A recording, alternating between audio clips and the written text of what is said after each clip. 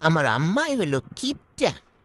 আমার সে ছোটকালের জামা এখনো গায়ে হইতেছে। আমি এখন বড় হয়েছি না, আমার সব আগলা পাগলা হয়ে যাইতেছে। শীত কি মানে এইটুকু এটুক জামা কাপড় পরায়। প্রতি মাসে অনেক অনেক জামা কাপড় কিনে, আমার কি প্রতি মাসে জামা কাপড় লাগে না? কিপটা, শুধু কিপটা, আমার কিচ্ছু কিনা দেয় না। কথা নাই তোমার সাথে, কথা নাই, তুমি আসবা না আমার পাশে। আবার আইসু, আই কইছি না আমার নতুন জামা কিনে দেবা, এবার শীতে আমার নতুন নতুন জামা কাপড় কিনে দেবা। আমার জিনিসপত্র সব আগলা হয়ে যাইতেছে। আমার আমার আমার কি মান সম্মান নেই? আমার আমার প্রেস্টিজ নেই? আমি একটু মানে আমার নতুন নতুন জামা কাপড় লাগে না? হ্যাঁ, এটা কোনো কথা? আমার কেউ পছন্দ করবে? আমি যে একটা ছেলে, সুদর্শন যুবক, আমাকে তো কেউ পছন্দই করবে না।